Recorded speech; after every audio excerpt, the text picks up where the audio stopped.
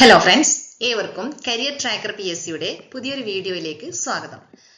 നമുക്കിന്ന് ഒരു മഹാകവിയുടെ 4 വരി കവിതയിലൂടെ ആരംഭിക്കാം. കവിത ഇങ്ങനെയാണ്: ഹാ പുഷ്പമേ അധിക തുങ്ക പദത്തിലെത്ര ശോഭിച്ചിരുന്നിതൊരു രാജ്ഞി കണക്കയേ നീ, ശ്രീഭൂവിലസ്ഥിര അസംശയം ഇന്നു നിന്റെ യാഭൂതിയെങ്ങു പുനരെങ്ങു കിടപ്പതിതോർത്താൽ. തീർത്തും മനുഷ്യജീവിതത്തിന്റെ നൈമിഷികതയാണ് കവി ഇതിലൂടെ നമുക്ക് മുന്നിൽ കാണിച്ചു തരുന്നത്. ഇത് ആരുടെ കവിതയാണെന്ന് എല്ലാവർക്കും പരിചിതമായിരിക്കും അല്ലെ? ആധുനിക കവിത്രയങ്ങളിൽ ഒരാളായ കുമാരനാശാന്റെ വീണപൂവ് എന്ന ഖണ്ഡകാവ്യത്തിലെ വരികളാണിവ.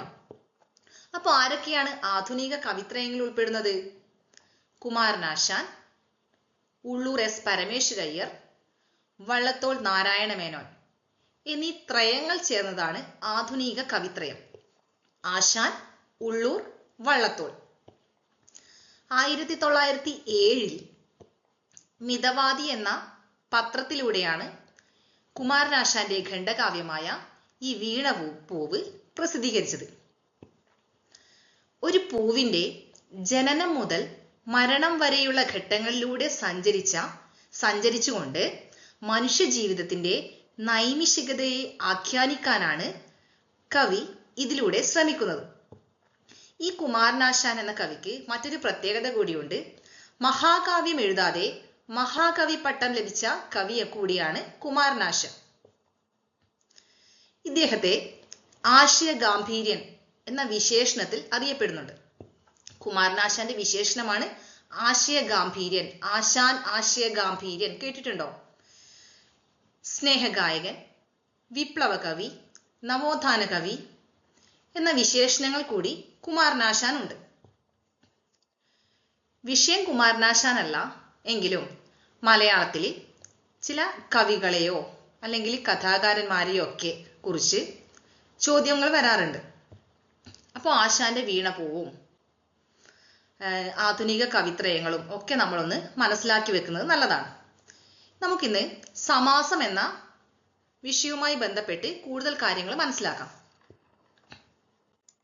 സമാസം എന്താണ്? സമാസം രണ്ടോ അതിലധികമോ പദങ്ങൾ ചേർന്ന് ഒറ്റ പദമായി മാറുന്ന പ്രക്രിയയാണ് സമാസം. അതായത് രണ്ടോ അതിലധികമോ പദങ്ങൾ ചേർന്ന് ഒറ്റ പദമായി മാറുന്ന പ്രക്രിയയാണ് നമ്മൾ സമാസം എന്ന് പറയാം. ഉദാഹരണത്തിന് 3 കണ്ണുള്ളവൻ, നമുക്ക് എന്ത് പറയാം? മുക്കണ്ണൻ എന്ന് പറയാം അല്ലെ? ഇപ്പൊ 2 പദം, 3 കണ്ണുള്ളവൻ, 2 പദങ്ങൾ ചേർന്ന് ഒരൊറ്റ പദമായി മാറി മുക്കണ്ണൻ. അതാണ് സമാസം. രണ്ടോ അതിലധികമോ പദങ്ങൾ ചേർന്ന് ഒരു പദമായി, ഒരു ഒറ്റ പദമായി മാറുന്ന പ്രക്രിയയാണ് സമാസം. സമാസങ്ങളിലെ പ്രധാനമായും പൂർവപദം, ഉത്തരപദം, മധ്യമപദം ഇവ നമ്മൾ മനസ്സിലാക്കി വെക്കണം. പൂർവപദം എന്ന് പറഞ്ഞാൽ ആദ്യത്തെ പദമാണ് പൂർവപദം. ആദ്യ പദത്തിനാണ് നമ്മൾ എന്ത് പറയാ? പൂർവപദം എന്ന് പറയുന്നത്. അതുപോലെ ഉത്തരപദം എന്ന് പറഞ്ഞാൽ അവസാന പദം. അവസാന പദമാണ് ഉത്തരപദം. മധ്യമപദം എന്ന് പറഞ്ഞാൽ പൂർവപദത്തിനും ഉത്തരപദത്തിനും മധ്യത്തിലുള്ള ഇടയ്ക്കുള്ള പദമാണ് മധ്യമപദം. ഇവ ഒന്ന് മനസ്സിലാക്കി വെക്കണം. അപ്പോൾ പൂർവപദവും ഉത്തരപദവും മധ്യമപദവും ഒക്കെ ചേർന്നാണ് ഒരു സമസ്ത പദം ഉണ്ടാകുന്നത്. പൂർവപദവും മധ്യമപദവും ഉത്തമപദവും ചേർന്നാണ് ഒരു സമസ്ത പദം ഉണ്ടാകുന്നത്. ഇനി ഈ ഘടകപദങ്ങൾ, അതായത് പൂർവപദം, ഉത്തരപദം, മധ്യമപദം, ഈ പദങ്ങളിൽ ഏതിനാണ് പ്രാധാന്യം നൽകുന്നത് എന്നതനുസരിച്ചാണ് നമ്മൾ സമാസങ്ങളെ കണ്ടെത്തുന്നത്. പ്രധാനമായും 6 സമാസങ്ങളുണ്ട്. അതിന്റെ കുറെ വിഭജനങ്ങളുണ്ട്. നമുക്ക് പ്രധാനപ്പെട്ട സമാസങ്ങൾ പഠിക്കാം. ആദ്യത്തെ സമാസമാണ് അവ്യയീഭാവൻ.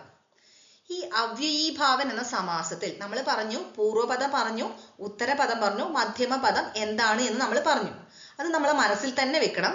ഈ അവ്യയീഭാവൻ സമാസത്തിൽ പൂർവപദത്തിന് പ്രാധാന്യം നൽകുന്ന സമാസമാണ്. അപ്പൊ എന്താണ് പൂർവപദം? ആദ്യ പദമാണ് അല്ലെ? അതുപോലെ തന്നെ ആദ്യ പദത്തിനാണ് പ്രാധാന്യം നൽകുന്ന സമാസമാണ് അവ്യയീഭാവൻ. ഉദാഹരണത്തിന് യഥേഷ്ടം. യഥേഷ്ടം എന്നത് ഇഷ്ടം പോലെ എന്നത് ഒറ്റപ്പദമാക്കിയതാണ് യഥേഷ്ടം അല്ലെ? ഇവിടെ ഏതിനാണ് പ്രാധാന്യം? പോലെ അല്ല, പ്രാധാന്യമുള്ളത് ഇഷ്ടം എന്നതിനാണ് അല്ലെ. അപ്പൊ ആദ്യ പദം പൂർവ്വപദത്തിനാണ് ഇവിടെ പ്രാധാന്യം. യഥേഷ്ടം, അത് പൂർവ്വപദത്തിനാണ് പ്രാധാന്യം. അതുകൊണ്ട് ഇത് അവ്യയീഭാവൻ. അതുപോലെ സസ്നേഹം. സസ്നേഹം നമുക്ക് എങ്ങനെ എഴുതാം? സ്നേഹത്തോടു കൂടി എന്ന് എഴുതാം അല്ലെ. ഇനി ഇതിൽ ഈ സ്നേഹത്തോടു കൂടി എന്ന വാക്കിലായാലും സ്നേഹത്തോട്, സ്നേഹത്തിനാണ് പ്രാധാന്യം, പൂർവ്വപദത്തിനാണ് പ്രാധാന്യം. സംതൃപ്തി. സംതൃപ്തി എന്ന് പറഞ്ഞാൽ എന്താണ്? തൃപ്തിയോടെ, നല്ല തൃപ്തി അല്ലെ, തൃപ്തിയോടെ എന്ന് പറയും. അപ്പോൾ തൃപ്തിക്കാണ് അവിടെ പ്രാധാന്യം, ആദ്യ പദത്തിനാണ് പ്രാധാന്യം. യഥാശക്തി, ശക്തിക്കനുസരിച്ച് അല്ലെ. അപ്പൊ അവിടെ ശക്തിക്കാണ് അവിടെ പ്രാധാന്യം. പ്രതിശതം, ശതം എന്ന് പറഞ്ഞാൽ 100 എന്നാണ് അർത്ഥം. പ്രതി എന്ന് പറഞ്ഞാൽ ഓരോ. അപ്പൊ ഓരോ 100നും, അപ്പൊ ഓരോ എന്ന പൂർവ്വപദത്തിനാണ് പ്രാധാന്യം നൽകുന്നത്. അപ്പൊ പൂർവ്വപദത്തിന് പ്രാധാന്യം നൽകുന്ന സമാസമാണ് ഏത്? അവ്യയീഭാവൻ. ഇനി തൽപുരുഷ സമാസം. ഈ തൽപുരുഷ സമാസം എന്ന് പറഞ്ഞാൽ ഉത്തരപദത്തിന് പ്രാധാന്യം നൽകുന്നു. നമ്മൾ പറഞ്ഞു ഉത്തര പദം എന്ന് പറഞ്ഞാൽ അവസാന പദമാണ് അല്ലെ. അപ്പൊ ഉത്തരപദത്തിന് പ്രാധാന്യം നൽകുന്ന സമാസമാണ് ഏത്? തൽപുരുഷ സമാസം. ഉദാഹരണത്തിന് കാലിത്തീറ്റ. കാലിത്തീറ്റ എന്ന് പറഞ്ഞാൽ കാലിക്ക് നൽകുന്ന തീറ്റയാണല്ലോ കാലിത്തീറ്റ. ഇതിൽ ഈ തീറ്റയാണ് പ്രധാനം അല്ലെ. അപ്പൊ തീറ്റ, ഈ തീറ്റയാണ് നമ്മൾ കാലിത്തീറ്റ എന്ന് പറഞ്ഞാൽ എന്താണ്? ഒരു തീറ്റയാണ്, കാലിക്ക് കൊടുക്കുന്ന ഒരു തീറ്റ. അപ്പൊ തീറ്റ എന്ന് പറഞ്ഞ വസ്തുവിനാണ്, പദത്തിനാണ് അവിടെ പ്രാധാന്യം. അതുപോലെ അമ്പലമണി. അമ്പലത്തിലെ മണിയാണല്ലോ അമ്പലമണി എന്ന ഒറ്റപ്പദത്തിൽ നമ്മൾ പറയുന്നത്. അപ്പോ ഇവിടെ അമ്പലത്തിനല്ല പ്രാധാന്യം, അമ്പലമണി എന്ന വാക്ക് നിങ്ങളൊന്ന് ആലോചിച്ച് നോക്കുക. അമ്പലമണി എന്ന വാക്ക് ഏതിനെയാണ് പറയുന്നത്? മണിയെയാണ് പറയുന്നത് അല്ലെ. അപ്പൊ മണി എന്ന ഉത്തരപദത്തിനാണ് അവിടെ പ്രാധാന്യമുള്ളത്. അതുപോലെ ദേവപൂജ, ദേവന് വേണ്ടിയുള്ള പൂജയാണ് ദേവപൂജ അല്ലെ. ദേവിക്ക് വേണ്ടിയുള്ള പൂജ ദേവീ പൂജ. അപ്പൊ ഇവിടെ ദേവനല്ല അവിടെ പ്രാധാന്യം അല്ലെ, പൂജയെ കുറിച്ചാണ് നമ്മൾ പറയുന്നത്, ഒരു പൂജയെ കുറിച്ചാണ് പറയുന്നത്. അപ്പൊ ഉത്തരപദത്തിനാണ് അവിടെ പ്രാധാന്യം നൽകിക്കൊണ്ടാണ് നമ്മൾ പറയുന്നത്. മനസുഖം, സുഖത്തെ കുറിച്ചാണല്ലോ പറയുന്നത്. സുഖം എന്നത് ഉത്തരപദമാണല്ലോ. അപ്പോ മനസ്സിന്റെ സുഖമാണ് മനസുഖം. പക്ഷെ നമ്മൾ പറയുന്നത് അവിടെ സുഖം എന്ന സുഖത്തെ കുറിച്ചാണ് പറയുന്നത്. അതായത് ഉത്തരപദത്തിനാണ് പ്രാധാന്യം. ഉത്തരപദത്തിന് പ്രാധാന്യം നൽകുന്ന സമാസമാണ് ഏത്? തൽപുരുഷ സമാസം. നമ്മൾ പഠിച്ചു പൂർവ്വപദത്തിന് പ്രാധാന്യം നൽകുന്ന സമാസം അവ്യയീഭാവൻ. ഉത്തരപദത്തിന് പ്രാധാന്യം നൽകുന്ന സമാസമാണ് തൽപുരുഷ സമാസം. അടുത്തത് ദ്വന്ദ്വ സമാസം. ഇത് നമുക്ക് പെട്ടെന്ന് മനസ്സിലാക്കിയെടുക്കാൻ വേണ്ടി പറ്റും. രണ്ട് പദത്തിനും തുല്യ പ്രാധാന്യം നൽകുന്ന സമാസമാണ് ദ്വന്ദ്വ സമാസം. അതായത് രണ്ട് പദത്തിനും എന്താണ്? തുല്യ പ്രാധാന്യമാണ്. ഉത്തരപദത്തിന് പ്രാധാന്യം നൽകുന്നത് ഏത് സമാസമാണ് നമ്മൾ പറഞ്ഞു? ഉത്തരപദത്തിന് പ്രാധാന്യം നൽകുന്നത് തൽപുരുഷനാണ്, പൂർവ്വപദത്തിന് പ്രാധാന്യം നൽകുന്നത് അവ്യയീഭാവനാണ്. എന്നാൽ രണ്ട് പദത്തിനും തുല്യ പ്രാധാന്യം നൽകുന്നത് ദ്വന്ദ്വ സമാസമാണ്. ഉദാഹരണത്തിന് മാതാപിതാക്കൾ. മാതാപിതാക്കൾ നമ്മൾ എങ്ങനെ വിഗ്രഹിച്ചെഴുതാം? മാതാവും പിതാവും. അവിടെ മാതാവിനും പിതാവിനും തുല്യ പ്രാധാന്യമാണ്. അതുപോലെ രാപ്പകലുകൾ. എന്തെഴുതാം? രാവും പകലും. രാവിനും പകലിനും തുല്യ പ്രാധാന്യമാണ് അവിടെയുള്ളത് അല്ലെ. ആ വാക്കിൽ അച്ഛനമ്മമാർ, അച്ഛനും അമ്മയും, അച്ഛനും അമ്മയ്ക്കും തുല്യ പ്രാധാന്യം നൽകുന്ന വാക്കാണ് അച്ഛനമ്മമാർ. സുഖദുഃഖങ്ങൾ, സുഖത്തിനും ദുഃഖത്തിനും ഒരേ പ്രാധാന്യമാണ് ആ വാക്കിലുള്ളത്. അതുപോലെ വധൂവരന്മാർ. വധൂവരന്മാർ എന്ന് പറയുമ്പോൾ വധുവിനും വരനും തുല്യ പ്രാധാന്യമാണ് ആ വാക്കിലുള്ളത്. ഇതിലെ രണ്ട് പദത്തിനും തുല്യ പ്രാധാന്യം നൽകുന്ന സമാസത്തെ നമ്മൾ എന്ത് വിളിക്കാം? ദ്വന്ദ്വ സമാസം എന്ന് വിളിക്കാം. ഇനി ഇതിൽ നോക്കുക, ഇതിലെ രാപ്പകലുകൾ ഏത് സമാസമാണ്? അല്ലെങ്കിൽ രാപ്പകലുകളിൽ വരുന്ന സമാസം ഏത്? ഈ രാപ്പകലുകള് ഒരുപാട് തവണ ചോദിച്ചിട്ടുണ്ട്. രാപ്പകലുകളും സുഖദുഃഖങ്ങളും PSC 2-3 തവണ ചോദിച്ചിട്ടുണ്ട്. രാപ്പകലുകളിൽ വരുന്ന സമാസം ഏതാണ്? ദ്വന്ദ്വ സമാസം. സുഖദുഃഖങ്ങളിൽ വരുന്ന സമാസം ഏതാണ്? ദ്വന്ദ്വ സമാസം. മറ്റൊന്ന് ബഹുവ്രീഹി. ഈ ബഹുവ്രീഹി സമാസത്തിൽ അന്യപദത്തിനാണ് പ്രാധാന്യം നൽകല്. അതായത് ഇവയെ നമ്മൾ വിഗ്രഹിച്ചാലും ഈ വിഗ്രഹിച്ച് നമുക്ക് ലഭിക്കുന്ന അല്ലാതെ മൂന്നാമതൊരു പദത്തിന് പ്രാധാന്യം, പുറത്തു നിന്നുള്ള ഒരു പദത്തിനാണ് അത് പ്രാധാന്യം നൽകുന്നത്. ഈ ബഹുവ്രീഹി ഉദാഹരണം പറയുമ്പോൾ നമുക്ക് മനസ്സിലാവും. ഉള്ളവൻ, ഉള്ളവൾ, ഉള്ളത് എന്നിങ്ങനെയുള്ള പദങ്ങളിലാണ് ഇത് അവസാനിക്കാറുള്ളത്. കൂടിയവൻ, കൂടിയവൾ അങ്ങനെയുള്ള പദങ്ങളിലാണ് അവസാനിക്കാറുള്ളത്. ഉദാഹരണം പറഞ്ഞാൽ നമുക്ക് മനസ്സിലാകും. ഇപ്പോ താമരക്കണ്ണൻ. താമരക്കണ്ണൻ നമുക്ക് എങ്ങനെ വിഗ്രഹിച്ചെഴുതാം? താമര പോലുള്ള കണ്ണുകളോട് കൂടിയവൻ, അല്ലെ? അതാണ് താമരക്കണ്ണൻ എന്ന ഒറ്റപ്പദത്തിൽ അറിയപ്പെടുന്നത്. പക്ഷേ ഈ താമര പോലുള്ള കണ്ണുകളോട് കൂടിയവൻ ആരെയാണ് ഉദ്ദേശിക്കുന്നത്? അല്ലെ, മൂന്നാമതൊരു പദത്തിനാണ് അവിടെ പ്രാധാന്യം. അല്ലെ, കൃഷ്ണൻ. കൃഷ്ണനാണ് താമരക്കണ്ണൻ, അല്ലെ? പാട്ടുകളിലൊക്കെ കേട്ടിട്ടുണ്ടാവും, അല്ലെ? അതുപോലെ ഗജമുഖൻ. ഗജമുഖൻ എന്ന് പറഞ്ഞാൽ, ഗജം എന്ന് പറഞ്ഞാൽ ആന, മുഖൻ മുഖത്തോട് മുഖം. അപ്പോ ആനയുടെ മുഖത്തോട് കൂടിയവൻ, അത് ആരാണ്? ഗണപതി. അപ്പോ ഈ നമ്മൾ വിഗ്രഹിക്കുമ്പോഴുള്ള പദത്തിൽ ഒന്നുമല്ല, പുറത്തുള്ള മറ്റുള്ള ഒരു പദത്തിനാണ് അവിടെ പ്രാധാന്യം. മൂന്നാമതൊരു പദത്തിന്, പദങ്ങളുടേതല്ലാത്ത മൂന്നാമതൊരു പദത്തിനാണ് പ്രാധാന്യം നൽകുന്നത്. അതാണ് ബഹുവ്രീഹി. ഇനി ദശാസനൻ, ദശാനനൻ. ദശ എന്ന് പറഞ്ഞാൽ 10, ആനനം എന്ന് പറഞ്ഞാൽ മുഖം. അപ്പോ ദശാനനൻ എന്ന് പറഞ്ഞാൽ 10 മുഖത്തോട് കൂടിയവൻ. ആർക്കാണ് 10 മുഖമുള്ളത്? നമ്മൾ പുരാണങ്ങളിലൊക്കെ കേട്ടിട്ടുണ്ടല്ലേ? രാവണൻ, അല്ലേ? അപ്പൊ ദശാനനൻ എന്ന് പറഞ്ഞാൽ അവിടെ ഏതാണ് സമാസം? ബഹുവ്രീഹി. അത് രാവണനെ കുറിക്കുന്ന പദമാണ്. അതുപോലെ ചതുർഭുജൻ. ചതുർ എന്ന് പറഞ്ഞാൽ 4, ഭുജം എന്ന് പറഞ്ഞാൽ കൈ. അപ്പൊ ചതുർഭുജൻ എന്ന് പറഞ്ഞാൽ 4 കൈകളോട് കൂടിയവൻ. ആരാണ് 4 കൈകളോട് കൂടിയവൻ? നമ്മള് ഫോട്ടോയിലും പുരാണ കഥകളിലും ഒക്കെ കണ്ടിട്ടുണ്ട്. വിഷ്ണു, അല്ലെ? 4 കൈകളോട് കൂടിയവൻ ആരാണ്? മഹാവിഷ്ണു. അപ്പൊ മഹാവിഷ്ണുവിനെ പുറത്തു നിന്നുള്ള മറ്റൊരു മൂന്നാമതൊരു പദത്തിനാണ് ഇവിടെ പ്രാധാന്യം നൽകുന്നത്. ചതുർഭുജൻ എന്ന് പറഞ്ഞാൽ ആരാണ്? മഹാവിഷ്ണുവാണ്. അപ്പോ ഈ ബഹുവ്രീഹി സമാസം എന്ന് പറഞ്ഞാൽ അന്യപദത്തിന് പ്രാധാന്യം നൽകുന്ന സമാസമാണ്. പദങ്ങളുടേതല്ലാതെ മൂന്നാമതൊരു പദത്തിനാണ് പ്രാധാന്യം നൽകുന്നത്. ഇത്തരം സമാസമാണ് ഏത്?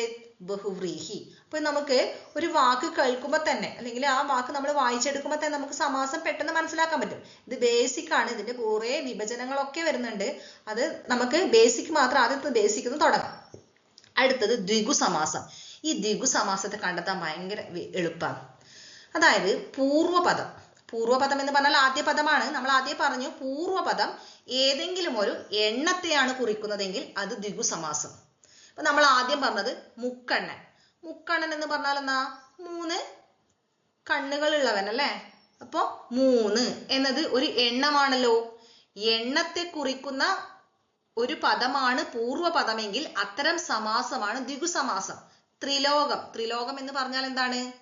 3 ലോകം, അല്ലെ? 3 ലോകം. 3 ലോകം എന്ന് പറഞ്ഞാൽ അവിടെ 3 എന്ന എണ്ണത്തെ കുറിക്കുന്നു. 3 എന്ന എണ്ണത്തെ കുറിക്കുന്നത് കൊണ്ട് നമുക്ക് എന്ത് പറയാം? അതൊരു ദ്വിഗു സമാസമാണ് എന്ന് പറയാം. അതുപോലെ സപ്തസ്വരങ്ങൾ. സപ്തസ്വരങ്ങൾ എന്ന് പറഞ്ഞാൽ 7 സ്വരങ്ങൾ. 7 സ്വരങ്ങളാണ്, അല്ലെ? അപ്പൊ 7 എന്ന എണ്ണത്തെ കുറിക്കുന്നു. വ്യാഴവട്ടം. വ്യാഴവട്ടം എന്ന് പറഞ്ഞാൽ 12 വർഷം. 12 എന്ന എണ്ണത്തെ അതിലെ കുറിക്കുന്നുണ്ട്. പഞ്ചബാണൻ. പഞ്ചബാണൻ 5 ബാണമുള്ളവൻ, പഞ്ചബാണൻ. അപ്പൊ അതൊരു എണ്ണത്തെ കുറിക്കുന്നുണ്ട്. അപ്പോ പൂർവപദം, ആദ്യ പദം എണ്ണത്തെ കുറിക്കുന്നുവെങ്കിൽ ആദ്യ പദം ഇവിടെ 3 എന്ന് പറഞ്ഞാൽ 3, സപ്തം എന്ന് പറഞ്ഞാൽ 7, വ്യാഴവട്ടം. വ്യാഴവട്ടം എന്ന് പറഞ്ഞാൽ 12, പഞ്ചം എന്ന് പറഞ്ഞാൽ 5. അപ്പോ ആദ്യ പദം പഞ്ചബാണൻ 5 ബാണമുള്ളവൻ, ത്രിലോകം 3 ലോകം, സപ്തസ്വരം 7 സ്വരം, വ്യാഴവട്ടം 12 വർഷം. അപ്പോ ആദ്യ പദം ഒരു എണ്ണത്തെ കുറിക്കുന്നുവെങ്കിൽ അത്തരം സമാസമാണ് ദ്വിഗു സമാസം. ഇനി കർമ്മധാരയൻ. ഈ കർമ്മധാരയൻ വിശേഷണവും വിശേഷ്യവും ചേർന്നുണ്ടാകുന്ന സമാസമാണ്. വിശേഷ്യം എന്ന് പറഞ്ഞാൽ നാമമാണ്. നാമത്തെ വിശേഷണം കൊണ്ട് സൂചിപ്പിക്കുന്നുവെങ്കിൽ, നാമം എന്നാൽ ഒരു പേര്, അല്ലെ? ഒരു വസ്തുവിന്റെ പേരാവാം. ഒരു പേരിനെ ഏതെങ്കിലും ഒരു വിശേഷണം കൊണ്ട് സൂചിപ്പിക്കുന്നുവെങ്കിൽ നമുക്കതിനെ കർമ്മധാരയ സമാസം എന്ന് പറയാം. അതായത് ഇതിൽ ഉത്തരപദത്തിന് പ്രാധാന്യമുണ്ടെങ്കിലും ഉത്തരപദത്തിന് പൂർവപദവുമായി ബന്ധമുണ്ട്. പ്രാധാന്യം മാത്രമല്ല, പൂർവപദവുമായിട്ട് നല്ലൊരു ബന്ധമുണ്ട്. വിഗ്രഹിക്കുമ്പോൾ സാധാരണയായി ആയ, മഹാനായ, അപ്പോ ആയ എന്ന പദം കൊണ്ട് സൂചിപ്പിക്കുന്നു. ശ്രദ്ധിക്കുക, ഉദാഹരണം ശ്രദ്ധിച്ചാൽ നമുക്ക് പെട്ടെന്ന് മനസ്സിലാകും. നീലമേഘം നമുക്ക് എങ്ങനെ വിഗ്രഹിക്കാം? നീലയായ മേഘം അല്ലെ?